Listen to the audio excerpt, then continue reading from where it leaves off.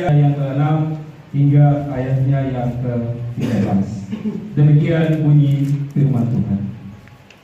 Carilah Tuhan selama Ia berkenan ditemui, berserulah kepadanya selama Ia dekat. Baiklah orang fasik meninggalkan jalannya, dan orang jahat meninggalkan rancangannya. Baiklah ia kembali kepada Tuhan, maka Dia akan mengasihaninya, dan kepada Allah kita, sebab Ia memberi pengampunan dengan limpahnya. Sebab rancanganku bukanlah rancanganmu, dan jalanmu bukanlah jalanku. Demikianlah firman Tuhan. Seperti tingginya langit dari bumi, demikianlah tingginya jalanku dari jalanmu, dan rancanganku dari rancanganmu. Sebab seperti hujan dan salju turun dari langit, dan tidak kembali ke situ, melainkan mengairi bumi, membuatnya subur, dan menumbuhkan tumbuh-tumbuhan, memberikan benih kepada penabur, dan roti kepada orang yang mau makan. Demikianlah firmanku yang keluar dari mulutku. Ia tidak akan kembali kepadaku dengan sia-sia, tetapi ia akan melaksanakan apa yang kukehendaki, dan akan berhasil dalam apa yang kusuruhkan kepadanya. Sungguh kamu akan berangkat dengan sukacita, dan akan dihantarkan dengan damai. Gunung-gunung serta bukit-bukit akan bergembira dan bersorak-sorai di depanmu, dan segala pohon-pohonan di padang akan bertepuk tangan. Sebagai ganti semak turi akan tumbuh pohon sanobar, dan sebagai ganti kecubung akan tumbuh pohon murah. Dan itu akan terjadi sebagai kemasyuran bagi Tuhan, sebagai tanda abadi yang tidak akan lenyap. Demikian firman Tuhan yang dikatakan berbahagia ialah bagi setiap kita yang membaca, mendengar, tetapi terlebih lagi dimampukan Roh Kudus untuk melakukan firman yang dalam hidup dan kehidupan kita hari lepas hari. Haleluya, haleluya, haleluya. Para jemaat kekasih Kristus, kalau kita masih ada di dunia ini berarti ada sebuah aktivitas mencari. Ada yang tidak lagi mencari, pasti semua masih dalam aktivitas mencari. Kalau saya kemudian mencari di Kamus Bahasa Indonesia, Kamus Besar Bahasa Indonesia, maka kata cari itu atau mencari itu diartikan berusaha untuk mendapatkan, atau untuk menemukan, atau untuk memperoleh sesuatu. Berarti mencari itu bukan ketika sudah mendapat sesuatu, tetapi proses untuk mendapatkan sesuatu itu mencari. Nah, contohnya cari uang, cari pacar, cari jodoh, cari suami, cari istri, cari anak, cari kerja, cari berkat, cari sesuap nasi, cari kawan, cari makan, cari nafkah, cari untung. Tapi ada juga yang cari lawan, ada juga yang sampai pada titik cari mati. Ya. Kalau orang merasa bahwa dia masih hidup di dunia ini, maka dia benar-benar tahu bahwa ada satu kebutuhan hidup yang sangat penting, yang sangat utama, yang tidak bisa ditinggalkan. Kalau seorang anak lahir, dia bisa hidup tanpa pampers, tapi dia tidak bisa hidup tanpa susu. Seorang anak lahir, mungkin dia bisa pakai baju bekas, tapi dia memerlukan yang namanya asupan gizi, makan dan minum. Semua orang yang ada sampai saat ini pun, baju kita mungkin begini-begini saja.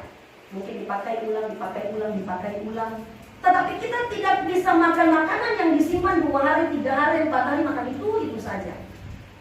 Maka ada kebutuhan utama yang tidak bisa tidak menjadi bagian yang penting dalam kehidupan kita, yaitu makan dan minum.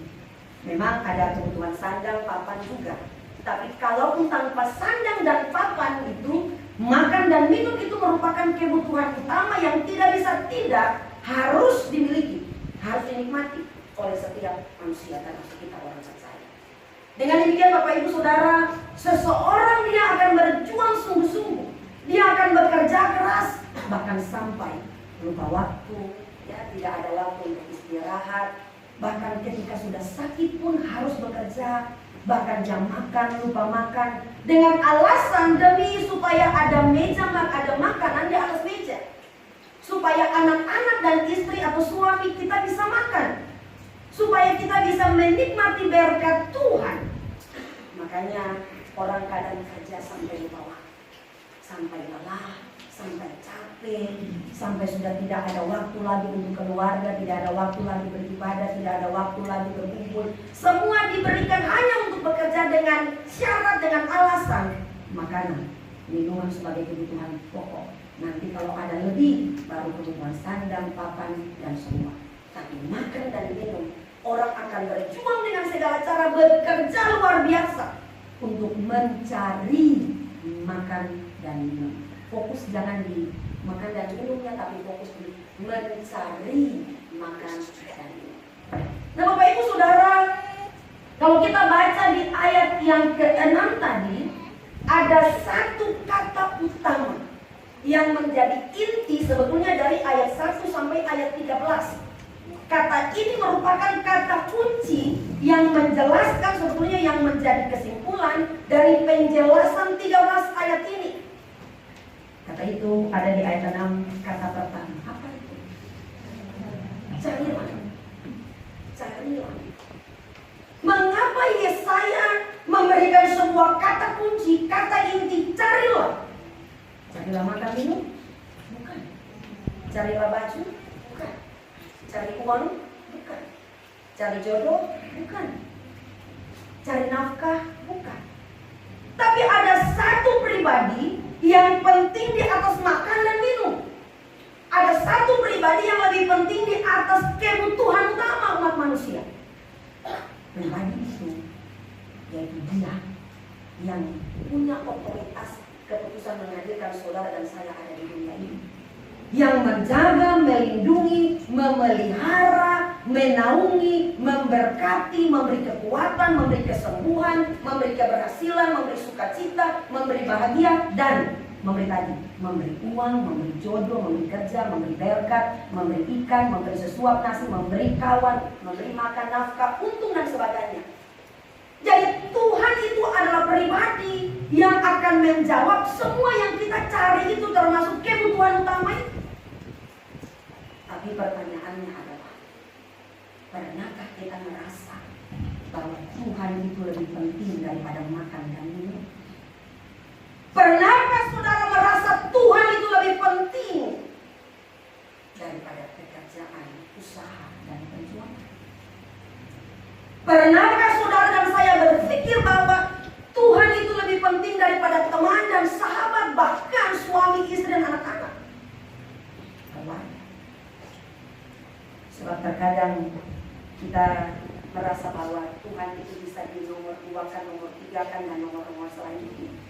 Dan yang utama itu harus tetap ada di depan. Sedangkan kalau Tuhan itu di belakang itu tidak apa-apa. Yang penting semua yang kita cari itu dapat dulu. Nanti baru bisa kasih pertolongan, kasih berkat, kasih persembahan, semua untuk Tuhan. Bapak Ibu Saudara, mengapa Yesaya memberikan satu kata ini sebagai kata kunci dari pasal 55 ini? Begini Bapak Ibu, Yesaya dia adalah nabi yang tampil, yang mewartakan nubuatan itu sebelum Israel mengalami pembuangan. Kemudian Yesaya memberikan peringatan kepada Israel tentang bagaimana mereka harus mengingat kembali peristiwa-peristiwa masa lampau, di mana Allah membuktikan bahwa Allah menyertai nenek moyang mereka ketika keluar dari tanah Mesir dalam perjalanan di padang gurun sampai tiba di Kanaan dengan penyertaan Allah yang sangat luar biasa. Yesaya mengakui di pasal 1 dan pasal selanjutnya bahwa Israel memang dalam beribadah luar biasa. Israel dalam memuji Tuhan, mereka memuji Tuhan. Mereka beribadah. Mereka memberikan persembahan-persembahan korban kepada Allah. Tetapi kalau Bapak Ibu baca di pasal 1, pasal 2 itu ya, ternyata dalam kehidupan keseharian orang Israel tidak membuktikan hasil bukti dari peribadatan mereka, persembahan korban mereka, dan pujian yang mereka berikan kepada Allah.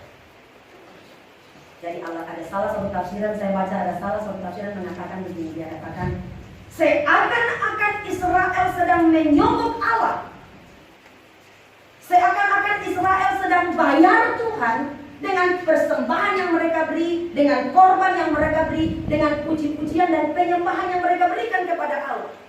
Seakan-akan mereka sedang menyogok Tuhan supaya mereka terus keluar dari persoalan, lepas dari masalah.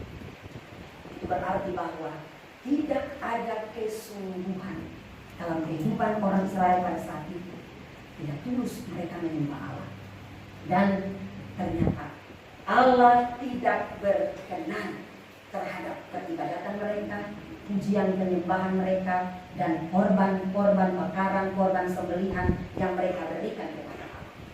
Allah tidak berkenan. Mengapa Allah tidak berkenan? Karena Allah mau supaya Israel ketika mereka menyembah Allah, mereka juga harus membuktikan bahwa mereka berkenan kepada Allah dalam hidup sehari-hari mereka.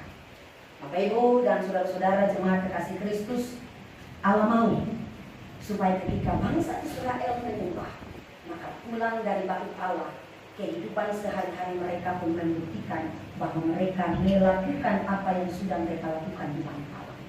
Jadi itu bukan sekedar terjadi dalam persekutuan peribadatan bersama umat pada saat itu, tapi dalam kehidupan keseharian mereka harus melakukan apa yang menjadi penyembahan itu.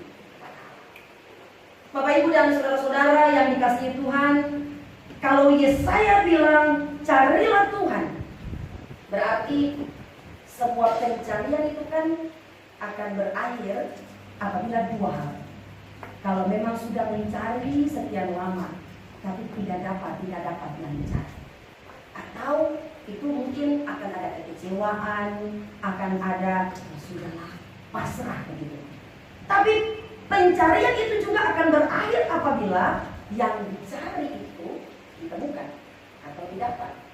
Dan orang-orang yang mendapatkan sesuatu yang dicari itu, pastinya entah mungkin yang didapat, yang dicari itu mungkin tidak sesuai dengan apa yang dia harapkan, atau bahkan sesuai, bahkan melebihi dari apa yang dia targetkan, maka secara otomatis dia pasti punya sukacita tersendiri ketika dia memperoleh sesuatu yang dicari. Bapak Ibu Saudara, hidup Israel dalam kehidupan kita seperti pengantar tadi itu seperti ini. Ada yang rajin berdoa, ada yang rajin beribadah, ada yang rajin gereja, ada yang datang gereja, kita semua ya, saya tidak bisa bilang siapa, tapi kita semua, karena kita kusuk sekali, tunduk sekali, muka kita mau angkat juga rasanya nanti tunduk sekali, apalagi kalau kita punya pergumulan.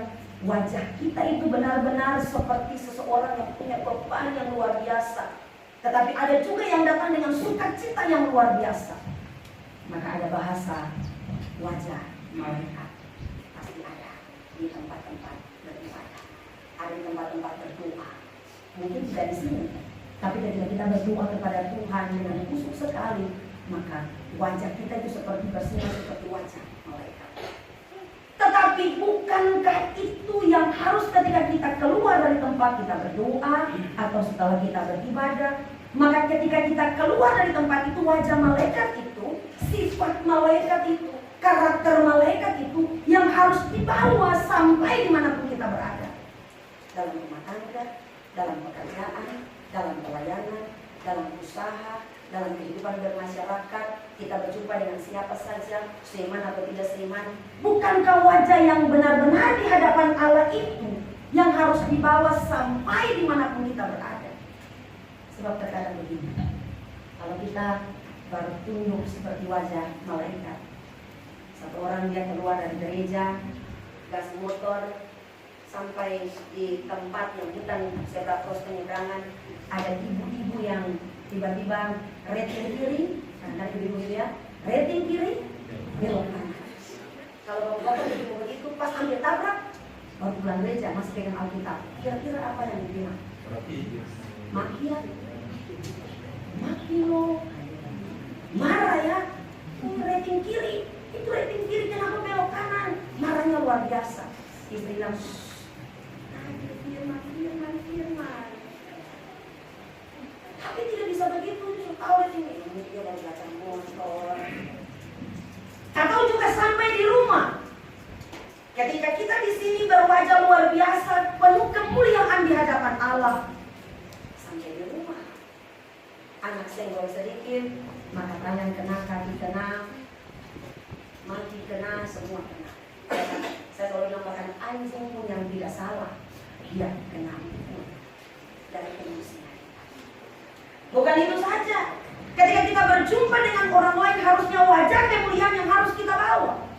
Tapi ternyata benci, dendam, marah, suka iri hati, dan sebagainya. Ketika kita berjumpa dengan orang lain harusnya wajah kemuliaan pun itu yang harus kita bawa. Sehingga menjadi sukacita bagi orang lain. Tapi orang kasih suara, pura-pura, ya, padahal benar ya, pura-pura. Bukankah wajah kemuliaan itu yang harus membuat kita menjadi pribadi-pribadi yang tidak hanya datang mulia di hadapan Allah, tapi memuliakan Dia dalam setiap kehidupan kita ketika tidak ada. Tidak ada bersama-sama dengan Dia di dalam persekutuan seperti ini. Tapi ketika kita ada di luar, Dia ada bersama-sama dengan kita. Sehingga wajah itu pun harus dibawa dimanapun kita berada. Dengan demikian pertanyaannya adalah, di manakah wajah kemuliaan? Di manakah wajah yang bersinar-sinar di hadapan Allah itu? Benarkah ketika kita datang kepada Tuhan, benar-benar kita cari Tuhan, kita sembah Tuhan, ataukah kita benar-benar datang dan pura-pura di hadapan Allah karena memang kita beragama Kristen dan harus datang memuji Tuhan? Benarkah kita mengalami perjumpaan secara pribadi dengan Allah? Contoh, kalau kita datang di gereja, apakah kita benar mengalami perjumpaan pribadi dengan Tuhan? Ataukah kita hanya jumpa pendeta saja, jumpa majelis jemaat saja, jumpa teman saja, jumpa rekan-rekan saja, jumpa pacar saja, jumpa teman-teman kerja di dalam pelayanan ini saja? Ataukah lebih daripada itu, ketika kita mengalami perjumpaan dengan Allah, maka perubahan-perubahan itu terjadi dalam kehidupan saudara dan saya? Karena kalau kita hanya berjumpa antar sesama ya, supaya saya satu dengan yang lain, maka saya percaya tidak akan ada perubahan-perubahan hidup, dan firman tidak akan menjadi kesaksian nyata dalam kehidupan kita dari hari ke hari. Bapak Ibu Saudara yang dikasihi Tuhan, dengan demikian maka Yesaya memberikan sebuah perintah, carilah, bukan cari Tuhan, tapi ada kata lah, berarti ada penegasan. Itu merupakan sebuah keharusan yang tidak bisa ditawar-tawar oleh setiap orang percaya. Harus cari Tuhan. Nah Bapak Ibu Saudara, kadang kalau kita menjadi pribadi-pribadi yang cari Tuhan, maka pasti saja ada tantangan-tantangan yang membuat kita pada akhirnya membatasi perjumpaan kita dengan Allah. Istri mau pergi ibadah, suami bilang,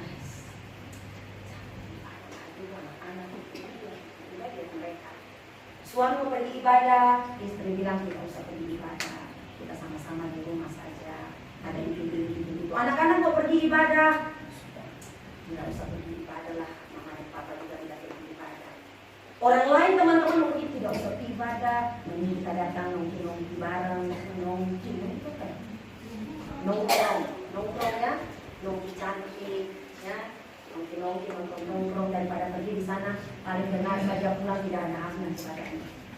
Orang mencari Tuhan itu bukan lalu semua berjalan baik-baik saja, tapi pasti ada hal-hal dunia, ada orang-orang sekitar kita yang akan membatasi kita untuk datang kepada Tuhan. Nah Bapak Ibu Saudara dikasihi Tuhan, orang-orang yang mencari Tuhan dia harus melakukan dua hal. Kalau kita baca di ayatnya yang ke-8, ayat 7 dan 8, ada dua hal di situ. Ayat 7 ada dua hal di situ yang harus dilakukan oleh setiap orang yang mencari Tuhan. Dikatakan, baiklah orang fasik meninggalkan jalannya dan orang jahat meninggalkan rancangannya. Baiklah ia kembali kepada Tuhan, maka dia akan mengasihaninya, dan kepada Allah kita, sebab dia memberi pengampunan dengan limpah. Wow. Orang jahat Orang fasik harus tinggalkan kefasikan dan kejahatan. Bukan tinggalkan saja, harus benar-benar letakkan dan tidak boleh kembali lagi melakukan yang jahat itu. Dan kemudian yang kedua, minta ampun daripada Tuhan, karena Dia memberikan pengampunan kepada orang-orang yang sungguh-sungguh datang minta pengampunan daripadanya.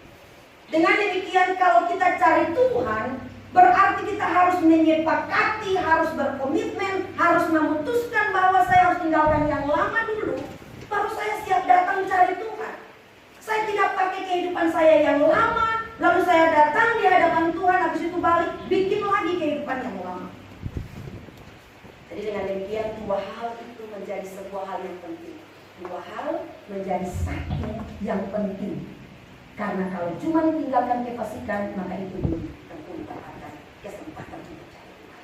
Tapi kalau dia sudah meninggalkan kefasikan, minta ampun, bahkan dibilang memberi pengampunan dengan limpahnya. Mengapa dengan limpah, Bapak Ibu? Karena bukan sekali. Kalau bilang pengampunan cuma satu kali saja, maka kalau kita minta ampun satu kali saja, terus ketika kita bikin lagi, sudah tidak ada proses pengampunan yang kita dapatkan. Tapi dia bilang ini bukan 20 kali, 30 kali, tidak, 300 kali tidak. Tapi dia bilang pengampunan dengan limpahnya. Limpah itu tidak terhitung, banyak sekali proses pengampunan yang Allah berikan untuk saudara dan saya. Dan kalau kita mau cari Tuhan, mari kita sungguh-sungguh datang berenang diri. Kalau kita merasa di masa lalu kita ada hal-hal yang benar-benar mendukacitakan hati Tuhan, fasik dan jahat, kita belajar untuk meninggalkan, datang sungguh-sungguh di hadapan Allah, minta ampun, lalu Dia berikan kesempatan kita mendapatkan pengampunan itu, maka kita kembali. Mari datang cari Tuhan. Bapak Ibu Saudara, ada satu kalimat tambahan pendek. Dia katakan begini, carilah Tuhan selama Dia berkenan di kamu. Sebab carilah Tuhan selama Ia berkenan ditemui, sebab ada waktu ketika sudah tidak berkenan lagi. Yesaya memberikan sebuah batasan begini, bisa mendapat pengampunan yang banyak sekali, bisa datang minta ampun, bikin lagi, minta ampun, bikin lagi. Tapi proses cari Tuhan dan menemukan Tuhan itu ada batasnya. Batasnya itu apa? Ada waktu ketika Dia sudah tidak berkenan lagi untuk kita datang kepada. Nah, Bapak Ibu dan saudara-saudara yang dikasihi Tuhan Yesus Kristus, dengan demikian mari kita belajar untuk perlahan-lahan. Ada yang cepat sekali bisa meninggalkan kehidupan yang lama. Ada yang harus belajar tahap demi tahap untuk meninggalkan kehidupan yang lama. Bapak Ibu Saudara, kalau kita menyukai seseorang, kita sedang menyukai seseorang, dan syaratnya yang dia berikan, saya mungkin pernah di ini ya, tapi ini lebih ini lagi. Syarat yang dia berikan adalah, kalau lu suka beta, lu tidak boleh rokok, lu tidak boleh minum, lu tidak boleh main cewek lagi, lu tidak boleh main Free Fire lagi, tidak boleh main-main game-game lagi yang waktu-waktu habis banyak itu, mesti rajin ibadah, mesti rajin baca Alkitab, mesti rajin muji-puji Tuhan dan sebagainya. Terus dia bilang begini, ya suruh dia masuk teologi ya sekalian dari pendidikan. Dia bilang begini. Tapi ada yang bilang juga, cewek itu banyak nah. Tidak perlu. Tapi ada yang bilang begini, saya sudah menemukan yang saya cari. Dan yang saya cari ini yang ini. Makanya saya siap meninggalkan kehidupan yang mungkin saja akan membuat duka cita di masa depan dia dan saya. Maka saya meninggalkannya dengan kesepakatan baik. Kita akan hidup bersama-sama sampai pada.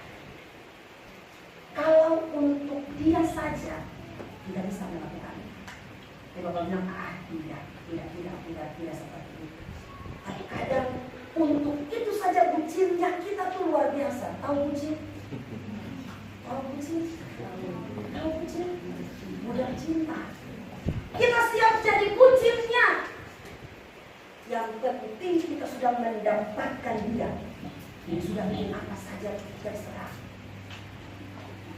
Lalu bagaimana dengan cintanya Tuhan kepada saudara dan saya?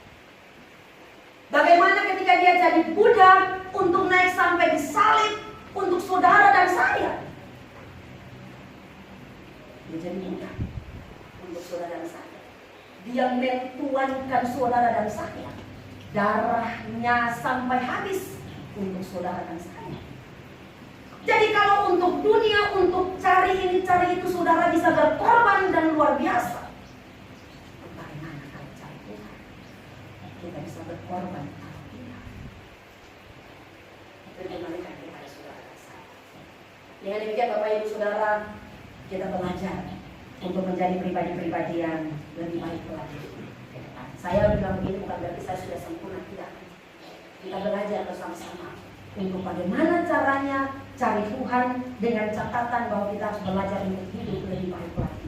Supaya proses mencari, berjumpa dengan Tuhan, menemukan Tuhan, bukan menemukan berkatnya saja, bukan menemukan kasihnya saja, tapi menemukan pribadi Tuhan itu yang tidak akan meninggalkan kita sampai kapanpun.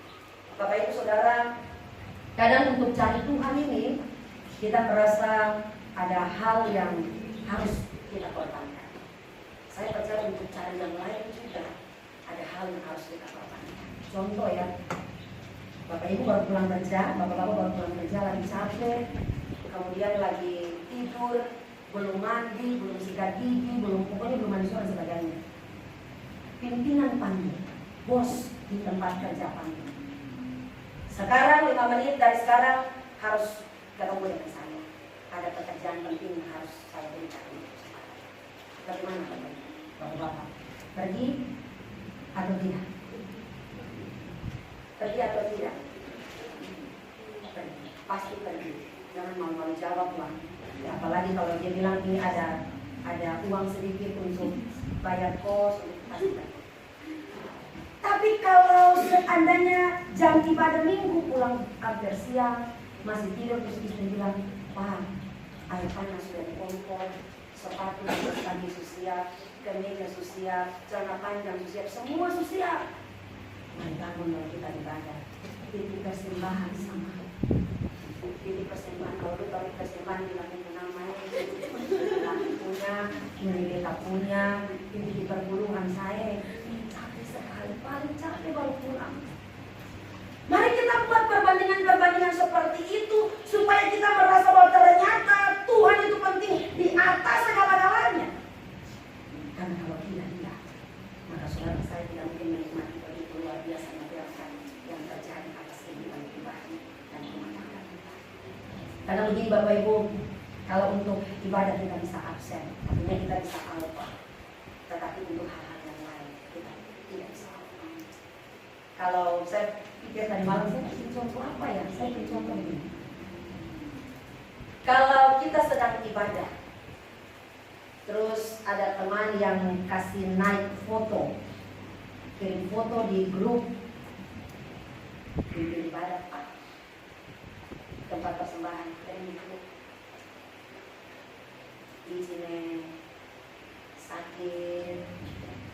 Tapi kalau ada di satu tempat, kemudian foto makanan enak, foto ada di pantai, plus ada yang botol kaleng tapi ada merah dan biru, merah dan putih. Kemudian ada di situ ada wine, ya saya tahu ya, saya baca saya cari tahu kok. Ada brandy, ada vodka, ada whisky dan kawan-kawan. Saya baca ini saya tidak tahu nih, saya baca ya. Ada wine, ada brandy, makanya saya baca sini ada vodka, ada whisky, DKK dan kawan-kawan. Apa yang saudara jawab? 3 huruf saja. Ya, OTW. Sisakan ya, OTW. Kalau saudara foto atau video-video kecil ya, lampu remang-remang, ada cewek seksi sedikit yang pakai baju belum selesai jahit, kirim di grup teman-teman lama, ya jangan kasih berangkat OTW, bilang dia tunggu beta. Tapi pernahkah saudara pikir ketika foto yang lain muncul, ada di badan, ada puji Tuhan, saja nanti minggu lalu kan ini kan artinya kalau ibu saya simpulan begini, saya pernah bilang kalau sesuatu itu penting bagi kita, maka pasti selalu ada jalan. Tapi kalau sesuatu itu kurang dan tidak penting bagi kita, maka ada alasan. Sekali lagi ya, kalau sesuatu itu sangat penting bagi saudara dan saya, selalu ada jalan. Tapi kalau kita merasa itu kurang penting dan itu tidak penting, maka selalu ada alasan. Itu berarti ya, Bapak Ibu Saudara yang disimpulkan sendiri dan contoh-contoh. Nah, dengan demikian Bapak Ibu Saudara, saya percaya bahwa orang-orang yang benar-benar dan sungguh-sungguh mau cari Tuhan, dia akan berjumpa secara pribadi dengan Tuhan dan hasilnya itu ada. Kalau satu kata itu carilah Tuhan saja, maka ada hasil yang akan kita peroleh di ayat 8 sampai ayat 13. Ada kurang lebih 4 berkat yang akan kita peroleh. Saya bilang secara cepat saja.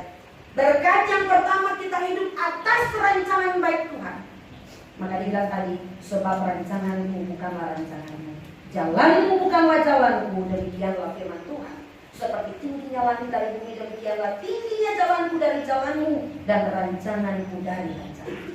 Kalau kita cari Tuhan sungguh-sungguh, maka kita hidup berdasarkan rencana, rancangan, dan jalannya Tuhan.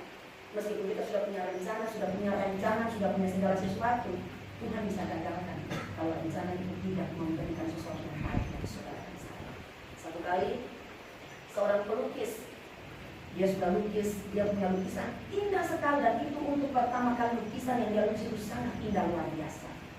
Dia lihat lukisan bagus sekali. Dia lihat dalam ruangan karena agak gelap, dia tidak percaya dengan lukisannya, dia bawa di atas gedung yang paling tinggi dan tidak ada penghalang, tidak ada sesuatu yang menghalangi sehingga dia bisa lihat secara benar hasil lukisannya. Kemudian dia taruh satu tempat, kemudian dia lihat ada lukisan-lukisan yang kalau lihat dari jauh itu fokus terhadap gambarnya itu lebih dilihat dengan jelas. Yang mungkin ini salah satunya, makanya dia jalan ke belakang. Dia bilang ke temannya, ini lukisan saya yang paling bagus dari ratusan lukisan yang saya punya. Dia mundur lagi, dia bilang dari jauh sudah semakin terlihat bagaimana bagusnya, indahnya lukisan saya. Kemudian Bapak Ibu, dia tidak sadar kalau dia sudah hampir di tepi gedung, ujung gedung yang sedang dia ada di atasnya itu. Kemudian temannya, sahabat ini, dia langsung tiba-tiba cemas. Tapi dia mau bilang, artinya kalau dia bilang berarti kaget dan otomatis temannya sedang. Apa yang dilakukan oleh teman? Dia ambil kuas, kemudian dia coret-coret itu lukisan yang palsu itu, dia bongkar-bongkar. Tiba-tiba langsung dia lari ke depan. Dia peluk, bisa bilang, ini lukisan saya yang paling bagus, kenapa kamu hancurkan? Dia bilang, lebih baik lukisan ini hancur daripada engkau yang tidak bisa diselamatkan. Allah itu seperti itu, Bapak. Kalau kita cari Tuhan dengan sungguh-sungguh, kita punya rancangan yang luar biasa, tapi kalau itu tidak mendatangkan keselamatan bagi kita, dia bisa menggagalkannya dan dia bisa ganti dengan rancangannya yang lebih luar biasa dalam kehidupan saudara. Kemudian yang kedua, di ayatnya ke-10 dikatakan, sebab seperti hujan dan salju turun dari langit dan tidak kembali ke situ, melainkan mengairi bumi, membuatnya subur dan menumbuhkan tumbuh-tumbuhan, memberikan benih kepada penabur dan roti kepada orang yang mau makan. Demikianlah firmanku yang keluar dari mulutku, ia tidak akan kembali kepadaku dengan sia-sia. Hal yang kedua yang kita dapatkan adalah berkat. Tuhan tidak sedang omong kosong untuk memberkati kita yang saat ini. Dia tidak sedang cuma sekedar saja. Tapi saya percaya saudara jemaat pasti pernah merasakan bagaimana hidup dekat dengan Tuhan, dan tiba-tiba saja ketika kita sedang bergumul dan tiba-tiba berkat itu datang di luar apa yang kita rancangkan, pikirkan, dan kita bilang berkat Tuhan itu adalah diberikan dalam rancangan Tuhan yang sungguh luar biasa. Kemudian hal yang ketiga di ayat 11 bagian B, tetapi ia akan melaksanakan apa yang kukehendaki dan akan berhasil dalam apa yang kusuruhkan kepadanya. Keberhasilan, kesuksesan, perjuangan yang diakhiri dengan bukan kegagalan, tapi dengan hal-hal terbaik. keberhasilan, kesuksesan, perjuangan yang memberikan hasil yang baik yang akan kita terima dalam kehidupan kita hari ini. Kemudian hal yang keempat, sungguh kamu akan berangkat dengan sukacita dan akan dihantarkan dengan damai. Bukan berkat saja, bukan rancangan saja, bukan keberhasilan saja, tapi ini yang tidak dilakukan oleh orang-orang yang terlibat. Sukacita dan damai sejahtera Tuhan akan berikan kepada orang-orang yang mencari Dia.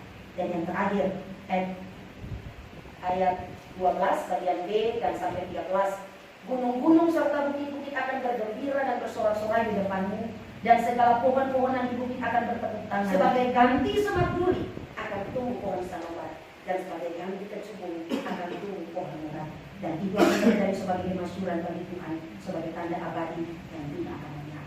Ini merupakan bukti bahwa meskipun pergumulan berat sekali, meskipun kadang menangis dan air mata kadang keluar sebagai tanda bahwa duka cita ini, pergumulan ini sungguh berat, tapi ternyata Tuhan bisa angkat pergumulan kita dan diganti dengan sukacita.